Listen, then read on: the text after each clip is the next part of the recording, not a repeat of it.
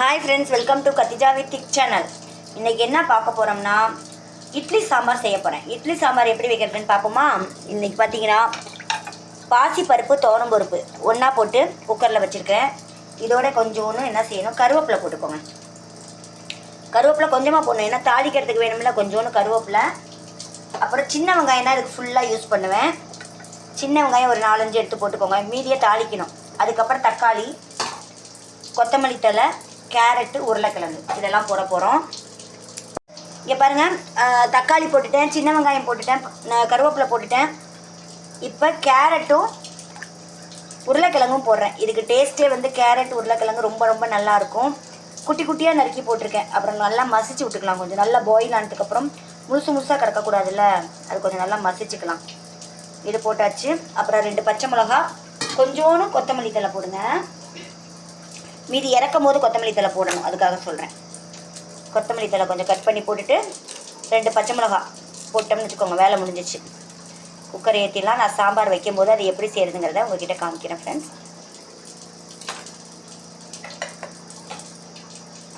நீங்களும் இந்த மாதிரி ஒரு தடவை செஞ்சு பாருங்கள், ரொம்ப ரொம்ப டேஸ்ட்டாக இருக்கும். 2 பச்சை மிளகா போதும், ரொம்ப காரம் போட்டுறாதீங்க, அப்புறம் பிள்ளைங்க வாயில் வைக்காது.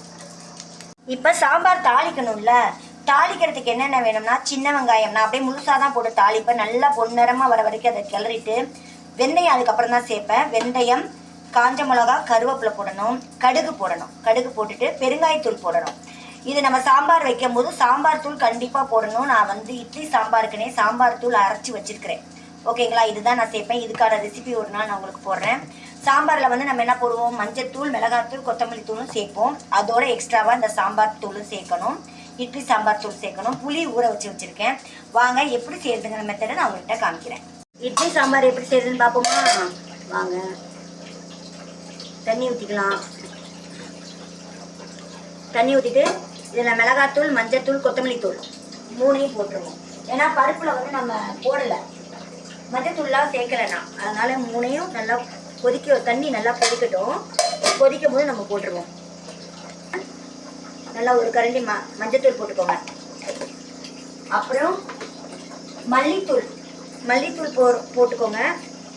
மல்லித்தூள் கூட ஒன்றும் செய்யாதுங்க, மிளகாத்தூள் மட்டும் கொஞ்சம் பார்த்து போட்டுக்கோங்க. ஏன்னா நம்ம வந்து பச்சை மிளகாவும் சேர்த்துருக்குறோம், அதனால சொல்கிறேன். மிளகாத்தூள் பார்த்து சேர்த்துக்கோங்க. கொஞ்சமாக சேருங்க, ஏன்னா நான் வந்து கொஞ்சோண்டு தான் போட்டிருக்கேன், ரொம்பலாம் போடலை. மிளகாத்தூள் கொஞ்சம் போட்டாச்சு. இது வந்து நான் இட்லி சாம்பாருக்குன்னே இந்த பொடி அரைச்சி வச்சுருக்கேங்க. இந்த பொடி வந்து இட்லி சாம்பாருக்குன்னு அரைச்சது. இதில் காஞ்ச மிளகாலாம் நம்ம சேர்த்துருக்கோம், அதனால வந்து காரம் மிளகாத்தூள் கம்மியாகவே போட்டுக்கோங்க. ஒரு கரண்டி நிறையா நான் வந்து இட்லி கரைச்ச மசாலாவை போடுறேன். அவ்வளோதான். இது நல்லா கொதிக்கட்டும், ஏன்னா இது பச்சை வாசனை போகணும், அதுக்காக சொல்கிறேன். நல்லா பச்சை வாசனை போனதுக்கப்புறம் நம்ம பருப்பை தூக்கி கொட்டிக்கலாம். பருப்பை தூக்கி கொட்டும் போது தான் நீங்கள் என்ன செய்யணும், உப்பு போடணும். இப்போ போடாதீங்க, இப்போ நல்ல வாசனையாக இருக்குங்க. இந்த இட்லி சாம்பாருக்குன்னு இந்த பொடியை அரைச்சேங்க. இந்த பொடி அவ்வளோ வாசனையாக இருக்குது. எங்கள் அம்மா எனக்காக சொல்லி கொடுத்தது. அவங்க இந்த மாதிரி அரைச்சி தான் செய்வாங்க இட்லி சாம்பார் பொடி.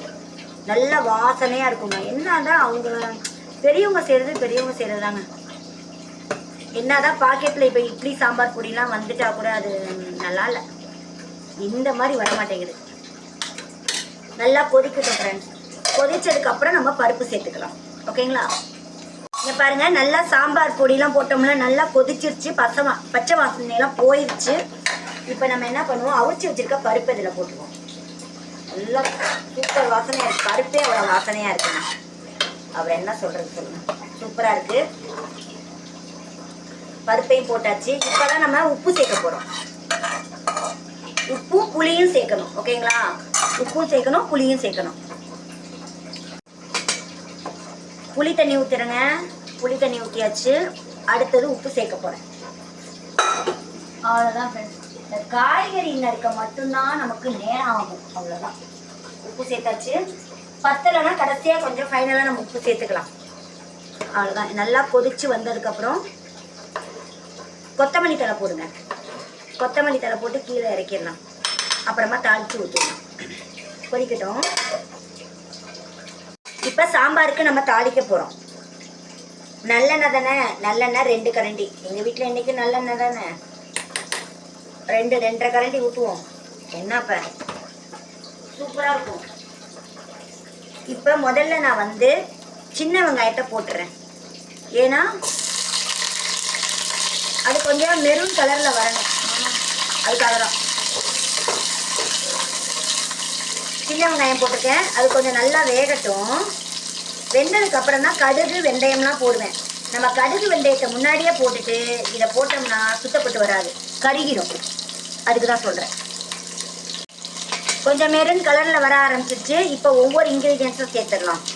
வெந்தயம் சிறிய சிம்மில் வச்சுக்கோங்க, அடுப்பை சிம்மில் வச்சுக்கோங்க. வெந்தயம் போட்டாச்சு. அடுத்தது கடுகு போட்டுக்கோங்க. கடுகு உளுந்து வச்சுருப்பீங்களா, அது போட்டுக்கோங்க.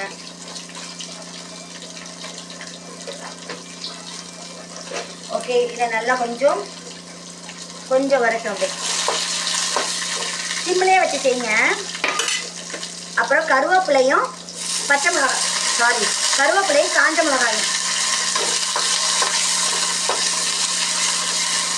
கருவேப்பிலை போட்டிருக்கேன், காஞ்ச மிளகா போட்டிருக்கேன். பார்த்தீங்களா, கருவேப்பிலை காஞ்ச மிளகா போட்டாச்சு. இது நல்லா பொன்னிறமாக நல்லா பொரிஞ்சு வந்துருச்சு பாருங்கள், சூப்பராக இருக்குல்ல. இந்த டைமில் நம்ம பெருங்காயத்தூள் சேர்க்க போகிறோம்.